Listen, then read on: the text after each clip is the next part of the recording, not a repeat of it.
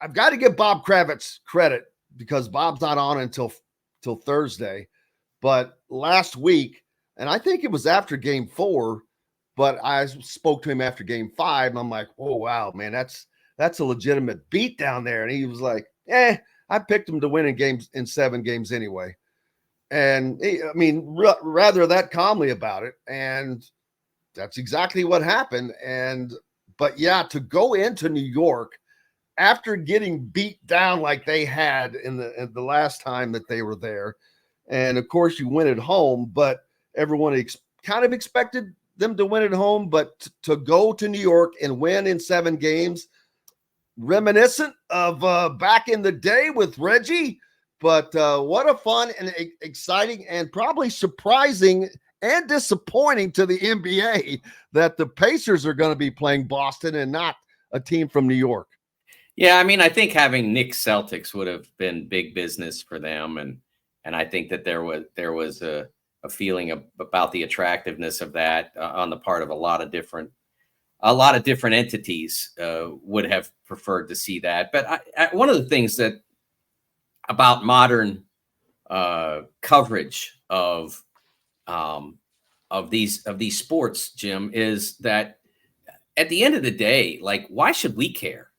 Like, why should anybody care whether the networks are happy with the matchup? Unless you work there, it's just like, I don't care if ESPN is happy. I've never worked there. I like a lot of people there, but they're going to turn on the lights tomorrow if they have the Pacers in the game instead of the Knicks. So, okay, let's forget about that and let's just move along to what matters, which is the game, which is how I will admit that I thought that the Pacers could win the series, but when they missed the 2 opportunities, especially Game 1, but then also to an extent in Game 2, I thought it was going to be really hard for them to get Game 5 and especially Game 7. But one of the things that Rick Carlisle did brilliantly in the series was use his superior depth and use the superior physicality and really wear down the Knicks by the end of that series. They were clearly worn, and they tried in that early third quarter spurt to try to muster something. But even at that, when they had all the momentum, they just didn't have any juice anymore. And the Pacers just pumped it right back up to double digits, and then it was over. That was a really impressive coaching performance by Rick, who I know got zinged a little bit for early in the series, a few things that didn't go right. But in the end, he had the right idea. Wear that team down, use the Pacers' superior depth, and trust the depth. That's one of the things that he's done that some other coaches haven't done, is really trust the depth. I've been very impressed with his willingness to do that, to believe in his bench, to believe in guys like TJ McConnell, obviously. I think that, he in particular would be someone that he's really trusted. And then Ben Shepherd, what an amazing revelation he's been with his strength and his energy, and he doesn't make mistakes. The only mistake you ever get out of Ben Shepherd is he'll miss a shot. I mean, that's the mistake that he makes. And after he missed some early in the series and early in the playoffs, he's been really reliable from distance. When he takes it, he feels comfort. I think he feels more confidence now than maybe he did when the playoffs began. And now he's making his share of those shots. I think that the use of the bench has been really impressive. And it's not just let's burn some second quarter minutes and hope they don't take away whatever advantage or slight disadvantage we have. That they change the game when they come in. And then he sticks with them more than some other coaches do, both in that quarter and then later in the game. Yeah, the depth. They set an NBA playoff shooting record. So that cannot be denied. That can't be ignored. This is a team that has depth and has a lot of quality pieces to it. And whether it's TJ O'Connell or whomever that is coming in and just gutting it out. But Rick Carlisle with more wins than Red Auerbach now. That's a weird thing to say. I heard somebody say that the other day, and I kind of chuckled. I go, yeah, but I bet they don't want to compare banners, do they? Yeah. I wouldn't say that too loud, especially not this week. But he's done a really nice job with this group. He has. You lose a guy like Ben Mathurin. I mean, there was a lot of complaints about the players the Knicks lost through the series and who they were missing. But it's not like the Pacers weren't missing a starter, a key member of their rotation, someone that they had really relied upon for a lot of the regular season. And they had to find a way around that. And they did and have. And, it's funny because I was watching Game 7 of the Denver Timberwolves series and watching that and like, wow, these guys have a lot more trouble scoring than the Pacers do. You can see the difference in that amazing Pacers offense, like even against really terrific NBA teams like the Timberwolves and the Nuggets. The Pacers do not have to work as hard to get a bucket most of the time as teams like Denver and Minnesota do. They don't have the same offensive flow and capabilities that the Pacers do because of the wide variety of weapons that are assembled there. And I mean, I looked at the clock in the early second quarter. It's like 8 minutes left in the second quarter, and the Pacers had already breached 50 points in Game 7 against the Knicks. And I'm like, are they going to score like 170? I mean, what are we doing here? It cooled off a little bit after that, and then later on they slowed the tempo because they were protecting such a big lead. But 50 points in 16 minutes they did. That's just staggering. Yeah, it's definitely something fun to watch, and will be something to continue as now the Pacers with a chance, this young team, which we all knew that they were, we expected some things out of them. Their fans expected something out of them. I don't think anyone expected an appearance in the conference finals this year. But to be there already, great.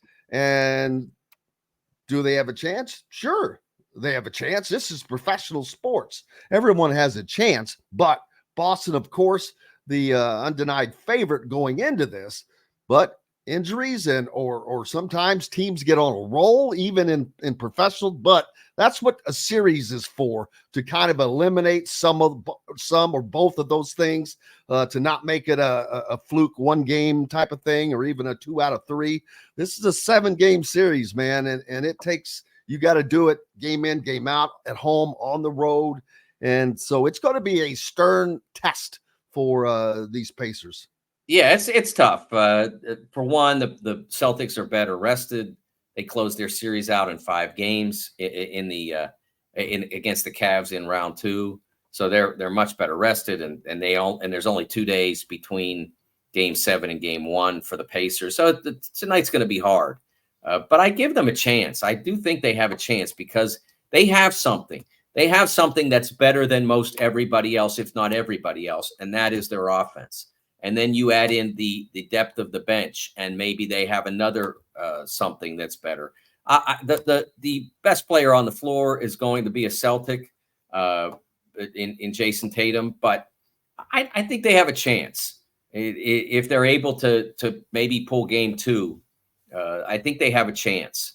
I'm excited to watch it. And one of the things that's interesting to me, Jim, is Kevin Pritchard is not one of the newfangled GMs, the guys who do it all by math and numbers and all that stuff. And so he doesn't get much heat in terms of media. There's not a lot of people talking about him, but look at what he's done.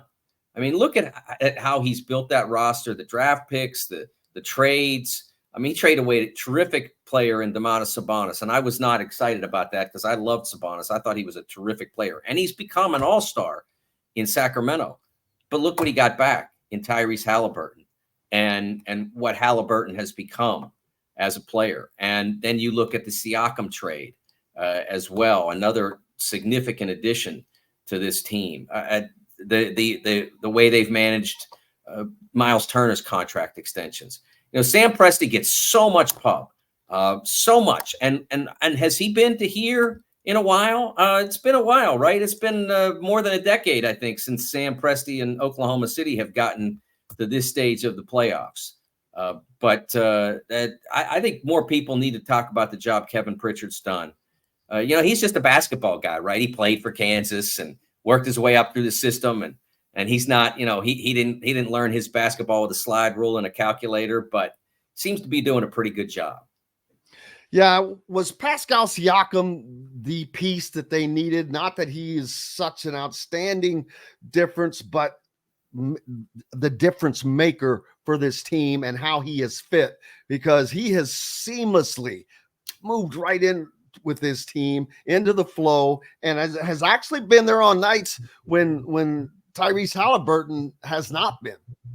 Yeah, I think that they had to have that trade to be here. To get better, they were already better. But Siakam made it serious. When they went for that trade, it was like, hey, they might be able to do something this year. I think that was a significant statement by the Pacers, and a significant tactical move by Kevin Pritchard that they could do something this year. And now they have. Now, the trick is to make it so that this isn't all they've done. In front of them, they have an opportunity to return to the finals for the first time in 24 years. And it's there. It's not going to be easy. They're playing the team that was the best in the league all year long. That will be getting the significant home court advantage again, not just because the series starts in Boston, they earned that, but also because of how the schedule was set up, starting 2 days after Game 7 of the semifinal.